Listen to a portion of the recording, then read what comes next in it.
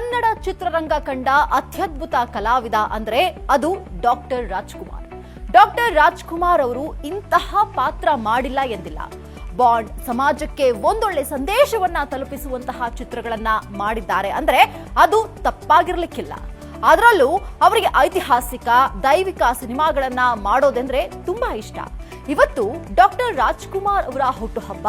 ಈ ಸಂದರ್ಭದಲ್ಲಿ Bollywood super star ಆಗಿರುವಂತಹ ಮೋಹನ್ ಲಾಲ್ ರವರು ಎಂದೆಂದೂ ನಿನ್ನನ್ನು ಮರೆತು ಗೀತೆಯನ್ನ ಹಾಡಿದ್ದಾರೆ. ಮೋಹನ್ ಲಾಲ್ ರವರಿಗೆ ಕನ್ನಡ ಸಿನಿಮಾಗಳ ಬಗ್ಗೆ ಒಲವು ಜಾಸ್ತಿ. ಅದರಲ್ಲೂ ಡಾಕ್ಟರ್ ರಾಜ್ಕುಮಾರ್ ಸಿನಿಮಾಗಳ ಬಗ್ಗೆ ವಿಶೇಷ ಪ್ರೀತಿ. ಕನ್ನಡದ ಹಾಡುಗಳನ್ನ ಕೇಳಿ ಅವರು ಎಂಜಾಯ್ ಮಾಡ್ತಾರೆ.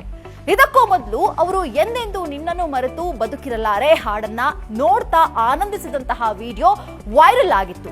ಈಗ ಅವರು ಎರಡು ಕನಸು ಚಿತ್ರದ ಅದೇ ಹಾಡನ್ನ ವೇದಿಕೆಯಲ್ಲಿ ಹಾಡಿರೋದು ಎಲ್ಲರ ಗಮನ ಸೆಳೆದಿದೆ. ಈ ವಿಡಿಯೋ ಕೂಡ ಸೋಷಿಯಲ್ ಮೀಡಿಯಾದಲ್ಲಿ ವೈರಲ್ ಆಗ್ತಾ ಇದೆ. ಈ ಸಾಂಗ್ ಯಾವ ವೇದಿಕೆ ಮೇಲೆ ಹಾಡಿದ್ರು ಅನ್ಕೊಂಡ್ರಾ? ಹೇಳ್ತೀನಿ ನೋಡಿ. ಇತ್ತೀಚೆಗೆ ಅಮೆರಿಕದಲ್ಲಿ ನಡೆದಂತಹ ಕಾರ್ಯಕ್ರಮ ಇತ್ತು. ಈ ಕಾರ್ಯಕ್ರಮದಲ್ಲಿ ಮೋಹನ್ ಲಾಲ್ ಕೂಡ ಭಾಗವಹಿಸಿದ್ರು.